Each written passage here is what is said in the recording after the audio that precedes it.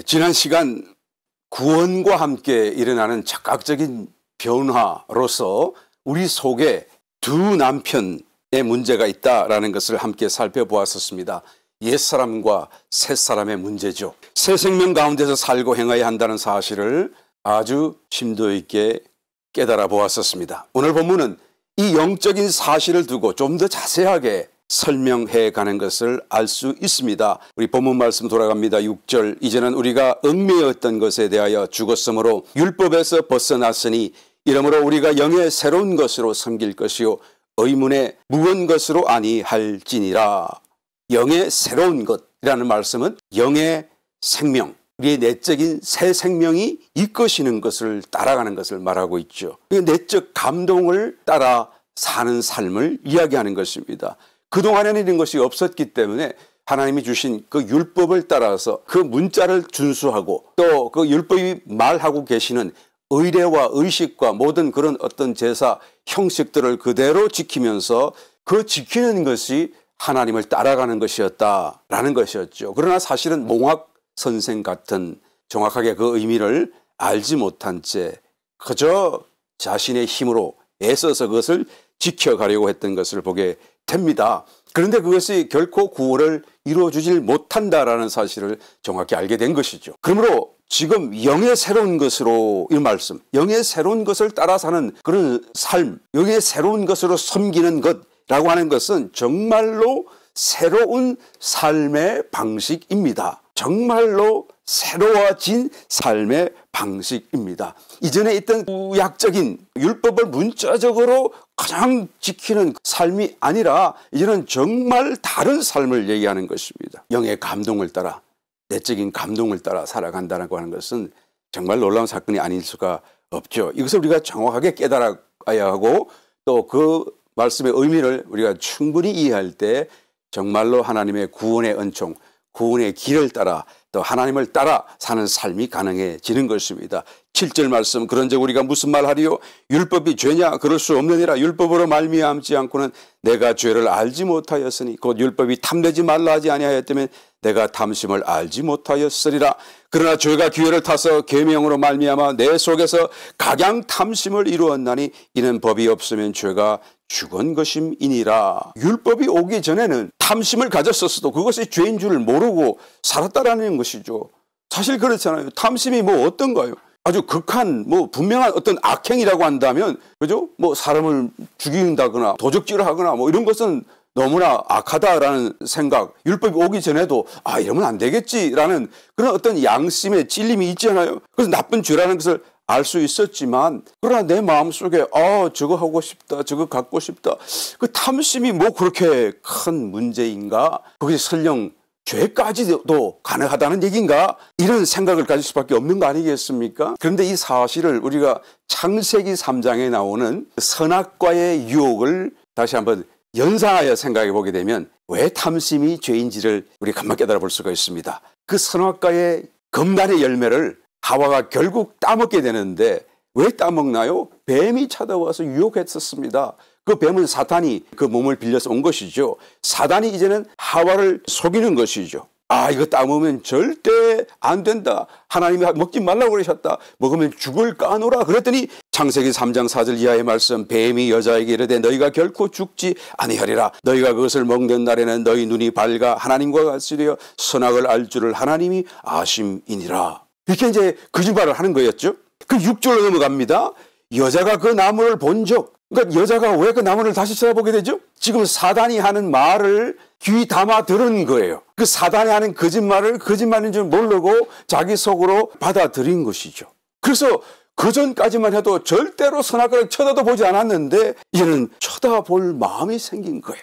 여자가 그 나무를 본 적, 먹음직도 하고 보암직도 하고 지혜롭게 할 만큼 탐스럽기도 하다. 그죠? 탐심이 지금 생기는 것을 보게 되죠. 탐스럽기도 한 나무인지라 여자가 그 실과를 따먹고 자기와 함께 남편에게도 주매 그도 먹은지라. 그러니까 하와가 그 뱀의 말을 받아들이자마자 그녀의 속에는 죄가 들어와 버린 거예요. 말을 아멘하고 받아들인 것이죠. 하나님께만 아멘해야 될 것을 사단에게도 아멘해버린 거예요. 그러니까 내 속에 탐스럽다고 여기는 그 탐욕, 탐심이 이제는 생겨나게 된 것이죠. 죄가 들어오지 않았다고 한다면 여러분 탐스러워하는 그 마음조차도 없었을 거예요. 탐심조차도 없었어요. 그리고 탐심이라는 것도 몰랐어요. 그런데 사단의 그 죄, 결국 죄죠. 사단의 어떤 본성이 내 속에 들어오는 거니까요. 정신이 들어오는 것이니까요. 그걸 받아들이자마자 내 속에도 사탄화되어져서 탐심이라는 것이 생겨나는 거예요. 누가 내 새 차를 사게 되면 참 좋겠네 라고 우리가 대꾸를 하고 말을 하긴 합니다만 사실은 내 마음속에는 좀 불편하잖아요. 아이고 나는 차도 못 사는데 저 사람은 새 차를 사고 또 정말 좋은 차를 샀네 뭐 이런 생각을 하게 되잖아요. 왜 남이 좋은 차를 샀는데 내 배가 좀 이렇게 살살 아프려고 그러죠? 그 속에 탐심이 있어서 그런 거예요. 탐심이 없으면 어떻게 됩니까? 누가 새 차를 샀다 그러면 아이고 잘 됐네. 그냥 마치 내가 산 것 같이 정말 좋겠네. 그리고 내가 기쁘고 말이죠. 내가 막 다른 사람한테 막 자랑을 하고 그리고 그 사람이 얼마나 좋아할까. 내가 행복해하고 마치 내가 내 차를 산 것 같은 거와 똑같은 마음으로 축하하고 기뻐하고 좋아하고 그런 상태가 될 것입니다. 이게 바로 탐심이 없을 때 일어나는 사건이죠. 그런데 탐심이 들어와 있기 때문에 내 마음속에 아이고 저 사람은 좋은데 나는 안 좋구나. 저 사람은 저걸 가졌는데 나는 이게 없구나 라는 생각이 들면서 이런 마음에 어떤 꼬부라지는 것이 생겨나는 것이죠. 이것이 바로 죄의 문제예요. 아무것도 아니라고 생각할지 모르겠지만 이것이 굉장히 중요한 죄성입니다. 왜요? 이것 때문에 결국은 하와와 아담이 범죄하게 됐잖아요. 이것 때문에 원죄의 그 범죄를 당하게 되잖아요. 이 탐심을 따라서 범죄하고 말아요. 9절 말씀 전에 법을 깨닫지 못할 때는 내가 살았더니 계명이 이름에 죄는 살아나고 나는 죽었도다. 율법이 오기 전에는 탐심을 따라 살았었어도 그러나 그것이 범죄의 죄인 줄 모른 채 살았는데 이제 율법이 와서 탐심은 죄라는 사실을 지적해 주지 않아요? 어디 있어요? 십계명에 보니까 내 이웃의 소유를 탐내지 말라. 그랬더니 아이쿠 나는 그전까지는 그냥 아이고 저것도 좋고 저것도 좋고 그렇게 생각했는데 이제 보니까 그것을 하나님의 뜻과 반대되는 것이었구나. 여러분 아담도 몰랐잖아요. 하와도 몰랐잖아요. 그러므로 이런 사실을 우리는 모른 채 탐심을 부리며 살아왔고 또 살아갔더라는 것이죠. 그런데 율법이 들어오는 순간에 순식간에 우리가 이렇게 죄라는 사실을 알게 되었고 정죄를 당하고 우리는 아이고 나는 그동안 수없이 많은 죄를 지었네 라고 죽을 사람이 되고 말한 것이죠. 그 대신 우리 속의 죄는 그동안 우리 속에 있었어도 있는지 없는지 아무런 의미가 없었어요. 왜 그렇습니까? 우리가 스스로 탐심을 따라 살며 우리가 스스로 죄를 짓는 삶을 살아가고 있었기 때문에 죄가 별로 딱히 할 일이 없었어요. 죄가 언둔에 있었어도 우리는 죄 짓는 삶을 살고 죄인을 아주 철저한 완전한 죄인의 모습으로 범죄자의 모습으로 살고 있었으니까요. 그런데 율법이 딱 옴으로써 그의 존재가 드러났고 갑자기 그가 기세등등해서 너는 이제 죽었어. 그동안 탐심을 이렇게 부리며 살아왔는데 앞으로도 어떻게 탐심을 안 부리고 살 수가 있겠어? 네가 나를 이길 수 있겠어? 내가 너를 자꾸 부추길 거야 라고 하면서 그의 위치와 그의 어떤 존재가 순식간에 나를 강제하는 폭군처럼 되고 말았다는 얘기예요. 이 말씀을 율법이 오매 어떻게 했다고요? 계명의 이름에 죄는 살아나고 나는 죽었도다 라고 하는 이 말씀의 의미인 것입니다. 로마서 7장 10절 이하의 말씀 생명에 이르게 할 그 계명이 내게 대하여 도리어 사망에 이르게 하는 것이 되었도다. 죄가 기회를 타서 계명으로 말미암아 나를 속이고 그것으로 나를 죽였는지라. 율법은 하나님이 주신 법이잖아요. 하나님의 법 아닙니까? 거룩한 법입니다. 거룩한 말씀이에요. 거룩한 것입니다. 그의 백성들을 하나님 백성답게 살 수 있도록 율법을 주신 것인데 오히려 그 율법 때문에 숨겨진 죄도 드러나고 그 죄가 나를 강압하고 오히려 자기는 정죄받아서 죽임을 당하는 결국 하나님 심판 앞에 서게 되면 죽게 되었잖아요. 이 율법이 우리를 죽이는 도구가 된 것까지 되어버린 거예요. 로마서 7장 12절 이러보건대 율법도 거룩하며 계명도 거룩하며 어려우며 선하도다. 그런즉 선한 것이 내게 사망이 되었느냐? 그럴 수 없느니라. 오직 죄가 죄로 드러나기 위하여 선한 그것으로 말미암아 나를 죽게 만들었으니 이는 계명으로 말미암아 죄로 심히 죄되게 하려 함이니라. 우리를 죽이시려고 율법을 주신 것이 아니라 우리가 지은 죄 또 우리 속에 거하는 죄성을 드러내게 하시려고 율법을 주셨다라는 말씀이죠. 그동안에는 죄를 지어도 죄인 줄 몰랐잖아요. 죄성이 우리 속에 있음에도 불구하고 우리가 그것이 죄인 줄 모른 채 살아왔다라는 얘기죠. 그래서 율법이 우리에게 딱 주어짐으로써 이제는 그것이 거울이 되어져서 이것이 죄라는 것을 보게 되고 알게 되는 거예요. 그래서 구원을 위해서는 1차적으로 우리의 죄가 죄인 것을 알게 되어야 되고, 또 우리 속에 있는 죄성, 죄가 그 원죄가 정말 죄라는 것을 드러내어야 될 거 아니겠어요. 그래야지 죄에서 우리가 구출하고 죄에서 해방하는, 지켜주시는 일이 일어날 수가 있는 거 아니겠습니까? 14절 우리가 율법은 신령한 줄 알거니와 나는 육신에 속하여 죄 아래 팔렸도다. 나의 행하는 것을 내가 알지 못하노니 곧 원하는 이것은 행하지 아니하고 도리어 미워하는 그것을 함이라. 그래서 율법이라는 말씀, 이 말씀의 빛, 거울 앞에 이제 자기 자신을 비추어 보고서야 비로소 자신이 죄 아래 있다라는 사실을 발견하고 또 죄를 지으며 살고 있다라는 사실을 깨닫게 되는 것이죠. 죄의 종살이하고 있는 자신의 모습을 보게 된 것입니다. 16절 만일 내가 원치 아니는 그것을 하면 내가 이로 율법의 선한 것을 시인하노니 이제는 이것을 행하는 자가 내가 아니요 내 속에 거하는 죄니라. 이제는 모든 것이 다 분명해진 것입니다. 아, 내가 죄 짓고 살았구나. 그런데 그것이 내가 원하는 것이 아니었고 내 속에 있는 죄가 있어서 그 죄가 나를 자꾸 강제하고 유혹해서 내가 어쩔 수 없이 죄 짓는 삶을 살았구나 라는 것을 분명하게 깨닫게 되었다라는 사실인 것입니다. 18절 내 속 곧 내 육신에 선한 것이 거하지 아니하는 줄을 아노니 원하면 내게 있으나 선을 행하는 것은 없노라. 내가 원하는 바 선은 하지 아니하고 도리어 원치 아니하는 바 악은 행하는도다. 만일 내가 원치 아니하는 그것을 하면 이를 행하는 자가 내가 아니요 내 속에 거하는 죄니라.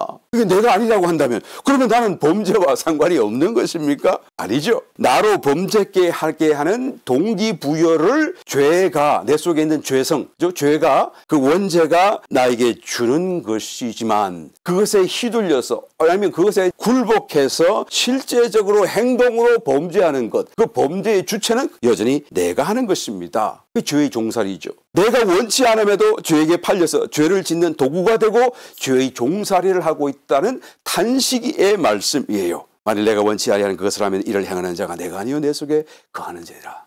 정말 탄식스럽다 라는 말씀입니다. 21절 그러므로 내가 한 법을 깨달았노니 곧 선을 행하기 원하는 나에게 악이 함께 있는 것이로다. 내 속 사람으로는 하나님의 법을 즐거워하되 내 지체 속에서 한 다른 법이 내 마음의 법과 싸워 내 지체 속에 있는 죄의 법 아래로 나를 사로잡아오는 것을 보는도다. 여러분 이 짧은 말씀 속에 세 가지 법을 말씀하고 있는 것을 보게 되죠. 한 사람 안에 세 가지 법이 들어있어요. 첫 번째는 뭡니까? 하나님의 법 22절. 또 두 번째는 23절에 나오죠. 내 마음의 법. 그 다음에 그 뒤에 법은 죄의 법. 이 세 가지 법이 내 속에서 지금 막 있는 거예요. 왜 이렇게 복잡하게 되었습니까? 그것은 우리가 피조되었고 처음에 그리고 타락했다가 다시 구원받고 새 생명을 얻는 이 과정을 지나왔기 때문에 이렇게 복잡하게 내부가 형성될 수밖에 없다라는 얘기죠. 이런 법이라고 하는 말씀이 무엇입니까? 법, 그렇게 되면 그것은 반드시 어떤 것이 그렇게 되는 것을 두고 어떤 원리나 이치나 힘 이런 것을 두고 우리는 법이라는 단어를 쓰는 것이죠. 물은 위에서 아래로 흐르는 법이야 라고 말하는 것은 항상 그렇게 물은 위에서 아래로 흐르기 때문에 그런 거예요. 그게 법. 이치, 법이라는 그 의미가 되겠죠. 마음의 법이라고 하는 것은 내 마음이 항상 그렇게 한 방향으로 향한다 그 말이에요. 마음의 법의 주체는 누구죠? 나입니다. 나의 마음이니까요. 나의 마음은 항상 한 가지로 갈망하고 항상 선을 좋아하고 항상 선을 행하려고 하는 그런 어떤 성향을 가졌습니다. 왜? 하나님의 형상대로 지음을 받았기 때문에 그런 것이죠. 그래서 내가 뭔가 선한 일을 하고 뭔가 정의로운 일을 하고 나면 마음이 기뻐지잖아요. 그러니까 그 기뻐지는 이유가 왜 기뻐지는가? 저와 여러분 모든 사람들이 다 하나님의 형상을 따라 지음을 받았기 때문에 그런 것이죠. 심지어 여러분 깡패들도 악한 깡패들도 말이죠. 의리를 중요하게 생각하잖아요. 의리. 깡패들도 뭐 의리에 살고 의리에 죽는다 그러는데 그 의의 도리라는 뜻 아닙니까? 그러니까 의를 따라간다. 의를 존중한다. 그 말 아니겠어요? 그들도 심지어는 여러분 하나님이 지으셨기 때문에 그 속에는 의를 따라가려고 존중하는 그 마음의 법이 있는 것을 보게 됩니다. 깡패들이여 회개하고 구원받게 되시기를 바랍니다. 그 다음에 죄의 법이 있잖아요. 죄의 법은 무엇입니까? 내 속에 있는 죄성입니다. 사탄의 본성이죠. 본래 없었던 것이 들어온 것이죠. 나는 원치 않으나 나보다 더 강한 힘을 가졌습니다. 언제나 이 죄의 법은 나를 이깁니다. 23절 이하의 말씀, 내 지체 속에서 한 다른 법이 내 마음의 법과 싸워 내 지체 속에 있는 죄의 법 아래로 나를 사로잡아오는 것을 보는도다. 오라 나는 곤고한 사람이로다. 이 사망의 몸에서 누가 나를 건져내랴. 그렇죠? 나는 지금 사망의 몸에 갇혀져 있고 나의 모든 존재가 지금 나의 선한 마음 빼고는 다 죄로 사로잡혀 있다. 그래서 너무 괴롭고 힘들다. 오라 나는 공고하다. 누가 이 사망의 몸에서 나를 건져내겠느냐라고 탄식하는 모습을 보게 되는 것입니다. 여러분 민수기 21장에 가서 보게 되면 이스라엘 백성이 가나안 땅으로 가다가 40년 광야 생활을 다 지나서 목전에 가나안 입성 가까이를 다가가고 있는데 그런데 에돔 땅에서 못 들어오게 하니까 돌아서 이렇게 올라가는 이 과정 속에서 불평이 쏟아져 나왔어요. 길이 힘들다. 왜 돌아가느냐? 막 이렇게 하니까 하나님이 불뱀을 보내셨어요. 근데 그 사람들이 불평할 때 그만 불평한 것이 아니었죠. 하나님 주신 만나도 심하게 불평을 했어요. 이 박한 식물을 내가 싫어하노라 말을 하면서 하나님이 심판하셔서 불뱀을 적시로 보내니까 이 불뱀이 그 광야 속에서 얼마나 빠르게 사람을 무는지요. 수많은 사람이 죽어가기 시작합니다. 그래서 아차 백성들이 잘못했구나. 마음을 돌이켜서 모세에게 달아서 우리가 잘못했습니다. 하나님께 기도해 주세요. 이 뱀들이 좀 사라지게 해주세요. 기도하니까 모세가 하나님께 기도했습니다. 그랬더니 하나님께서는 불뱀만 없애 주신 것이 아니라 그들이 구하지 않았음에도 불구하고 이제는 노뱀까지도 지어서 이렇게 장대 위에 높이 달아서 그것을 쳐다보게 하라. 쳐다보는 사람들마다 다 불뱀에 물려서 죽어갈지라도 살게 되리라.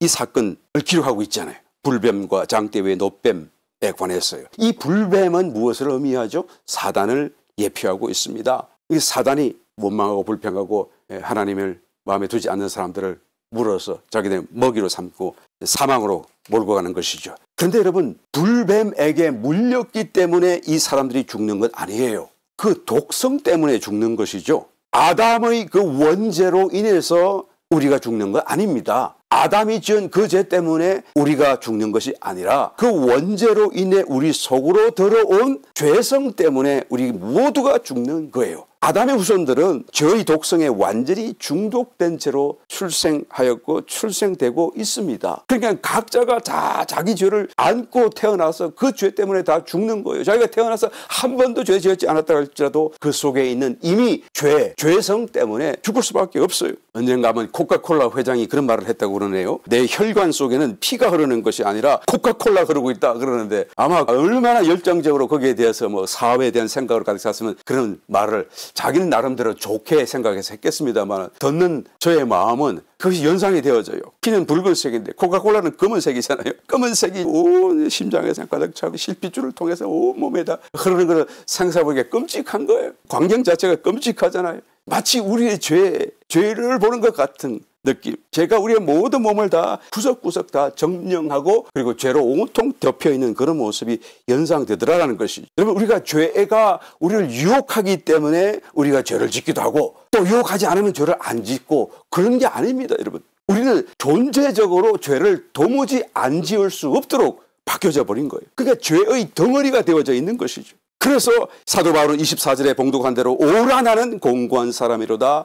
이 사망의 몸에서 누가 나를 건져내랴 라고 말하는 거예요. 그러니까 뱀이 돼버린 거예요. 저와 여러분 모두가 다 모든 이 세상의 아담의 후손들이 자 뱀에 물린 결과 뱀의 독성이 들어와서 그 뱀이 돼버린 거예요. 이 영화에도 보면 드라큘라에게 물리면은 그 사람도 물린 사람도 드라큘라로 변하는 거죠 말이죠.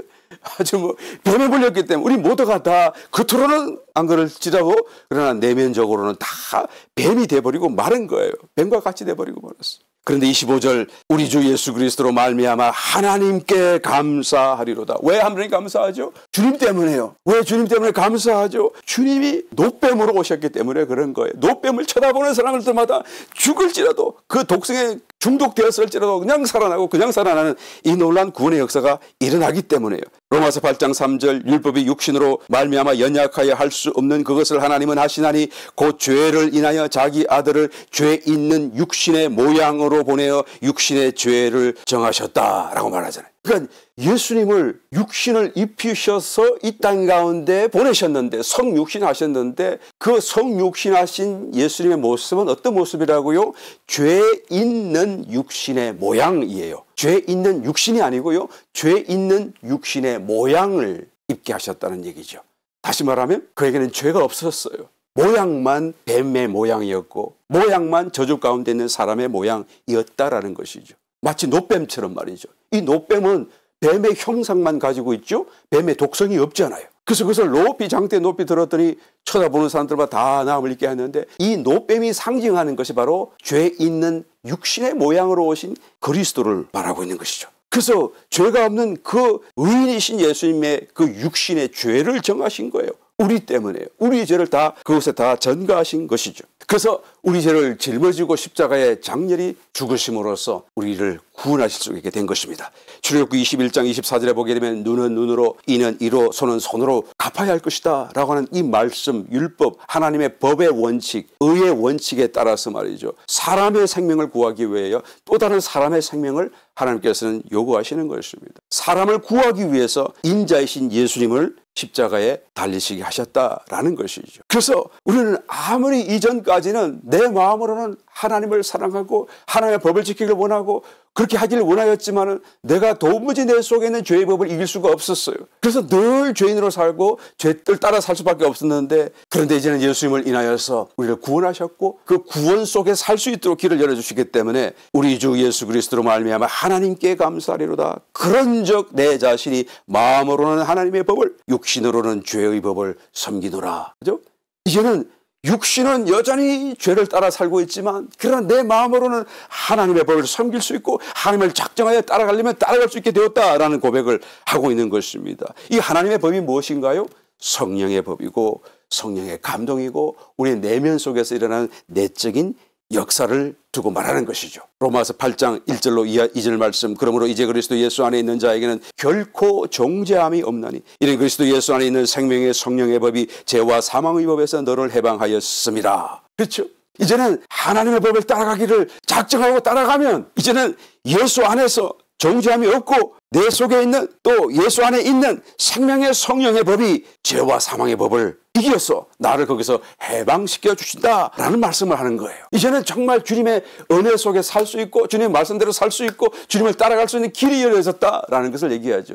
여러분 십자가의 은혜는 두 가지로 우리가 생각해야 돼요. 한 가지는 우리의 죄, 지은 죄를 다 청결히 해주는 죄의 대속, 죄의 값을 치르신 거예요. 그것은 미래의 죄도 다 포함되죠. 우리의 과거의 죄, 현재의 죄뿐만 아니라 미래 우리가 지을 죄도 다 그 속에 치루어진 것입니다. 그런데 그것뿐만이 아니죠. 죄값만 치루어졌다고 해서 이제는 우리가 깨끗하게 되었다고 해서 끝나는 것이 아닙니다. 사실은 죄의 법에서 여전히 우리 속에서 역사하고 있는 이 죄의 법에서 우리가 해방되어져야 될 문제가 남아있더라는 것이죠. 법이 뭐라고요? 항상 그렇게 되는 것이다. 반드시 그렇게 되는 것이다. 어떤 그렇게 만드는 힘이고 이치라고 말씀을 드렸죠. 그러니까 죄의 법은 여전히 내 속에 있어서 작동하고 있는 것입니다. 그러므로 이 죄의 법에서도 우리가 해방되어져야 돼요. 죄 지은 죄에 대해서도 또 미치을 미래의 죄에 대해서도 우리가 시스템을 받아야 되겠지만 그러나 우리 속에서 죄를 짓도록 부추기는 유혹하는 죄의 법에서도 우리는 해방되어야 될 필요가 있다라는 것이죠. 그런데 우리가 평생을 이 죄의 법에 따라 살아오다 보니까 종살이 하다 보니까 그 죄의 법에 너무나 익숙해져 있습니다. 그래서 마치 이것은 나 스스로가 그렇게 사는 것이고 내가 하는 것이다라고 생각할 정도로 이 죄의 법에 대해서 어떤 면에서는 반감이 없고 구별하는 것이 없고 그리고 죄를 짓고도 죄인 줄 모르고 살고 우리가 깨달아야 되는 것이죠. 또 새로워져야 될 필요가 있는 것이죠. 습관도 바뀌어져야 돼. 행동 습관도 바뀌어야 되지만 사고의 습관도 바뀌어져야 되는 것입니다. 우리 지난 시간에 어항 속에 물고기 실험을 했는데 가운데 투명한 유리벽을 갖다 끼웠더니 물고기가 퉁 몇 번 머리 부딪히고 그 다음부터는 이 유리벽을 치워도 거기 보면 돌아가고 거기 보면 돌아가고 그런다는 얘기를 우리가 나누었지 않았었습니까? 행동 습관, 사고 습관이 형성되었기 때문에 이제는 하고 돌아서고 하고 돌아서는 이런 삶을 구원받고도 정말 정말로 새 생명을 받고도 우리는 여전히 옛 생명을 따라 살고 옛 습관을 따라 사는 그 습관을 버리지 못한 채 죄의 종살이를 하고 있다는 것을 깨달아야 되는 것입니다. 그래서 하나님께서 이스라엘 백성들에게 가나안 땅에 들어가라 말씀하고 명령하시고 모세를 지도자로 세워가지고 그토록 놀라운 하나님의 기적과 능력을 보여주셨음에도 불구하고 막상 그 앞에서는 어떻게 말을 하나요? 우리가 너무 작아요. 거기 있는 고인을 보았는데 얼마나 큰지 우리는 도무지 이길 수 없어요. 아마 우리가 보기도 그런데 그들이 우리를 볼 때 우리가 메뚜기 같이 보지 않겠어요? 이것을 두고 우리는 메뚜기 신앙이라고 그러지 않아요? 우리의 생각을 바꾸어야 돼요. 하나님이 가라고 하셨는데 하나님 맡기셨는데 하나님이 지금 동행하시는데 어떻게 자기가 그 일을 해야 된다 생각하고 왜 자기의 힘으로 그 일을 이루어야 된다고 생각하죠? 여러분 우리 속에 우리가 매일같이 만나고 또 당하는 모든 저주, 어두움, 가난, 질병, 죽음 이런 모든 것들은 여러분 이제는 저와 여러분과 상관이 없게 되어졌다라는 사실을 우리는 깨달아야 되고 믿어야 되는 것입니다. 그것이 아무리 내 속에 진하게 아주 강하게 나를 사로잡고 점령하려고 할지라도 심지어는 깊은 질병 속에 있을지라도 우리의 마음만큼은 아니다. 이것은 나와 상관이 없다. 라고 말할 수 있는 깨달음이 있어야 되고 믿음이 있어야 된다는 것을 우리는 꼭 말할 수 있는 것입니다. 그것들에게서 우리가 해방되기 위해서는 우리가 스스로 뭔가를 하는 것이 아니라 하나님이 이뤄놓으신 그 일을 우리가 믿음으로 받아들이고 믿음 안에 머물러 있는 동안에 하나님이 우리를 그렇게 구출해 주실 수 있기 때문이다라는 거예요. 그런데 많은 사람들이 자기 스스로를 자꾸 메뚜기라고 생각하고 자기 스스로 그 일을 해야 된다고 생각하고 나는 아무것도 할 수 없다라고 말을 생각하며 계속하여 메뚜기 신앙에서 나는 할 수 없다. 나는 안 된다. 뭐든지 안 될 것이다 라고 말하면서 저는 하나님의 그 십자가의 은혜를 아무것도 소용없는 것 같이 만들어버리는 이 엄청난 실수를 하고 있는 것을 보게 되는 것입니다. 여러분 내가 하는 것이 아니죠. 우리는 깨달아야 되고 믿음에서 새로워져야 되는 것입니다. 이미 주님이 다 그렇게 만들어 놓으신 거예요. 이미 다 저주, 가난, 질병, 죽음조차도 다 물리쳐 놓으셨어요. 그래서 우리가 믿음으로 받아들이고 아멘하고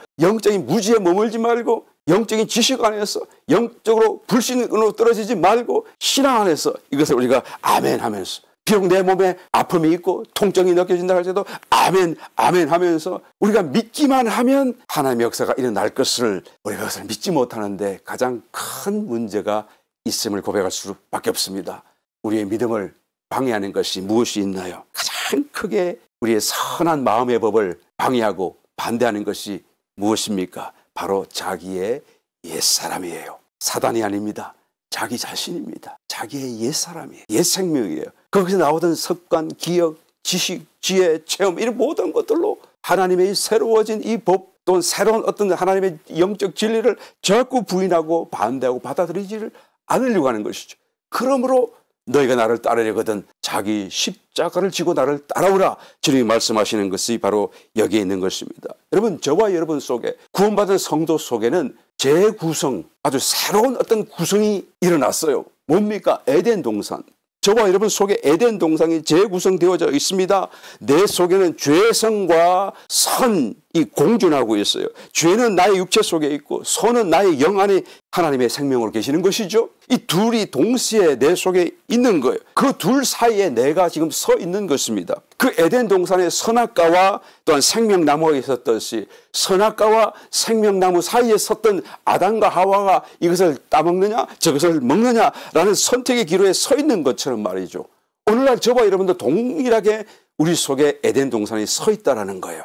그러니까 더 이상 아담을 욕할 필요가 없습니다. 우리가 만약 우리 속에서 죄의 법을 따라 살기를 선택하면 무슨 뜻입니까? 나의 옛 사람을 따라 살고 옛 습관을 따라 살고 옛 생각을 따라 살고 옛 사람의 생활 방식대로 살고 출생의 생명을 따라서 내가 예수 믿기 전부터 하던 그대로 살기를 내가 그대로 고수하고 그 방식을 따라 살고 있다고 한다면 어떻게 되는 것입니까? 그것은 선악과를 따먹는 거예요.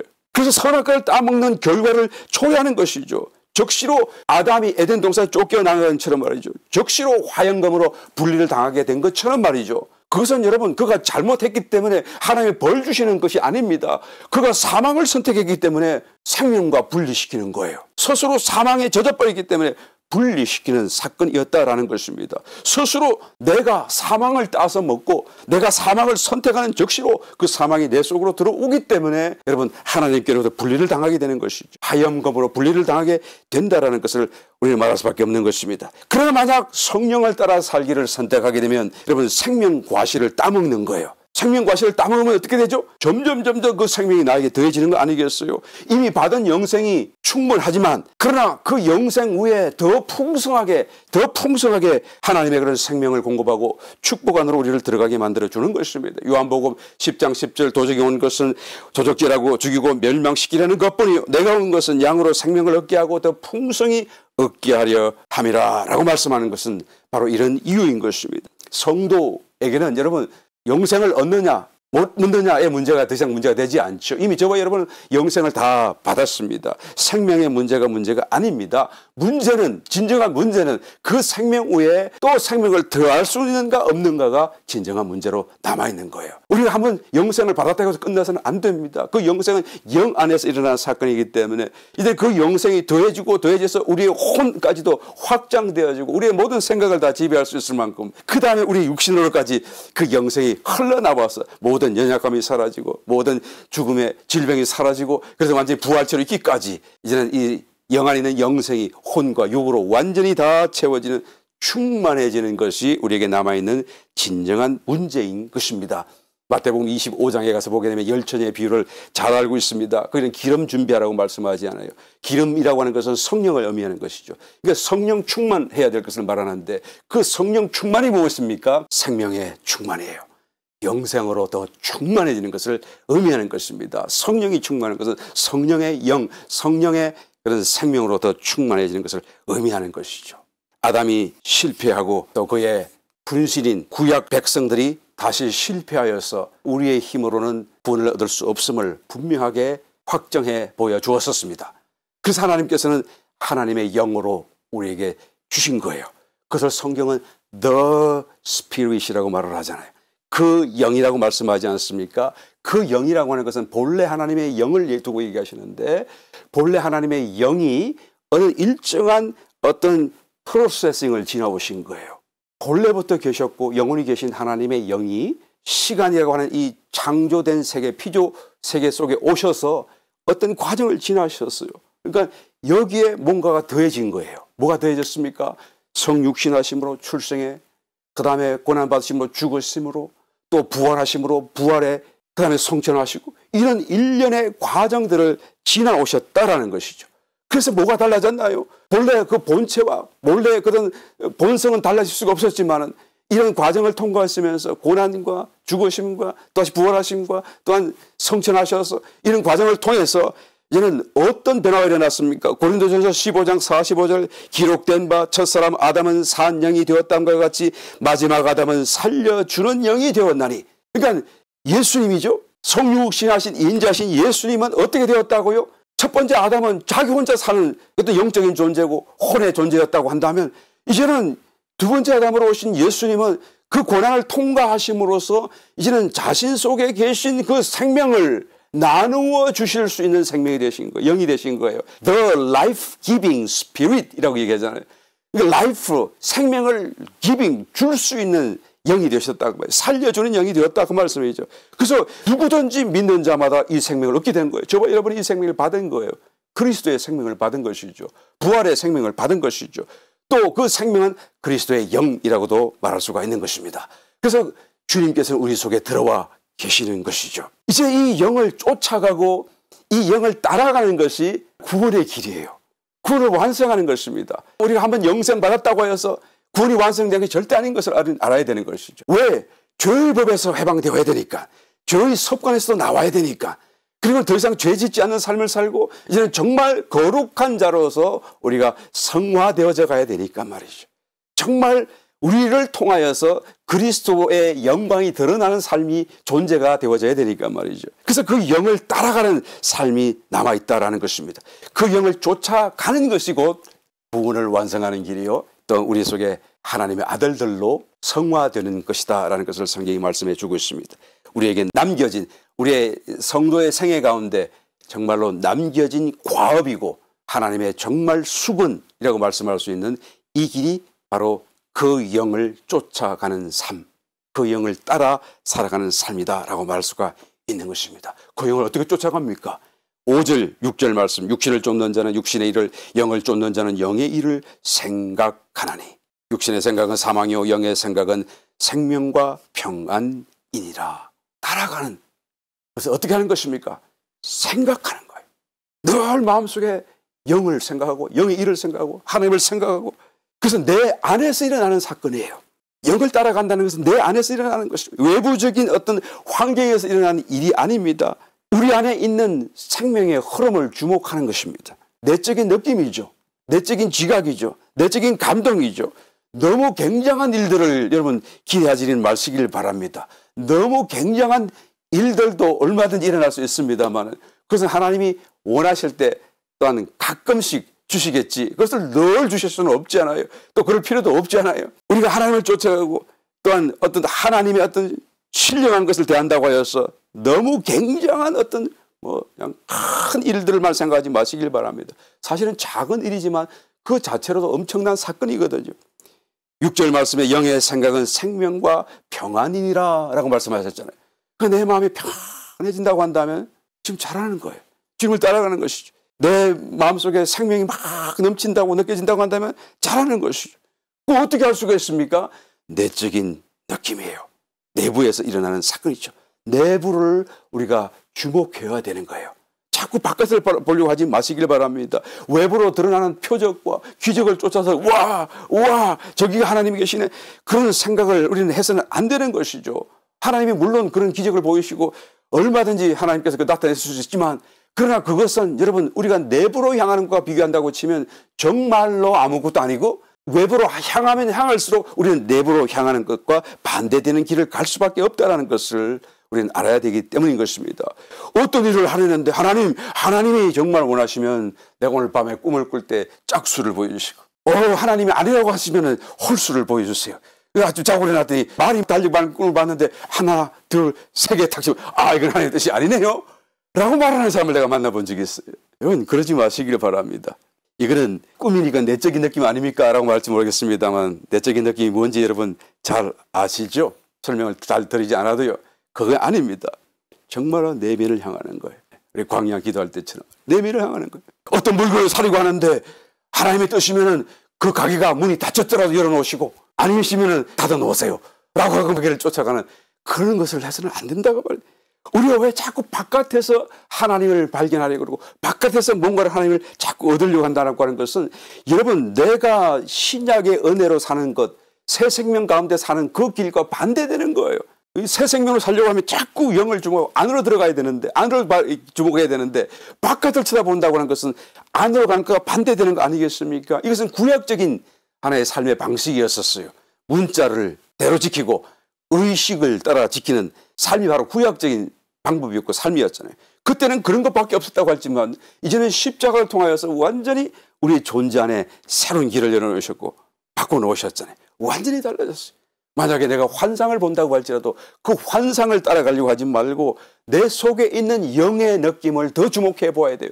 그 영이 나를 확정해 주기를 기다려야 되는 것이죠.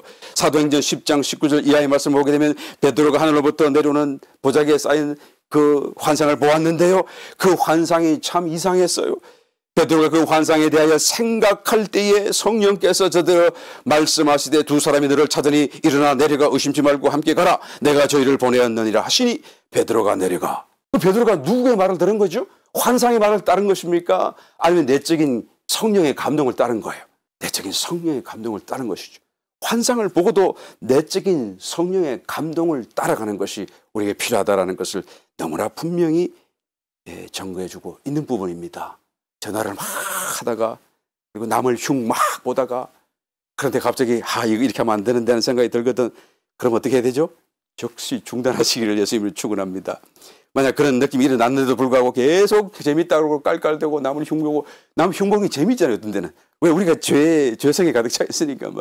그래도 계속하게 된다고 한다면, 그러면 하나님의 임재가 떠나가실 거예요. 한동안 떠나가고, 왜 기도가 안 되지? 왜 갑자기 이 느낌이 없어져 버렸지? 자기 스스로도 깨닫지 못할 수도 있습니다.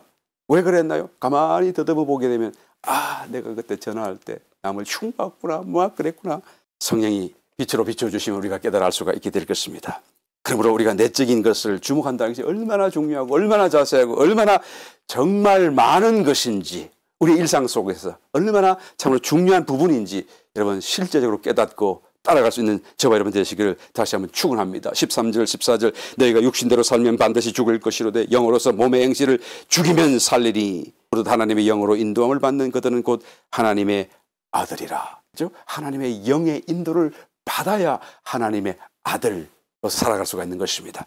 영을 따라 사는 저와 여러분 되시기를 예수 이름으로 다시 한번 축원드립니다.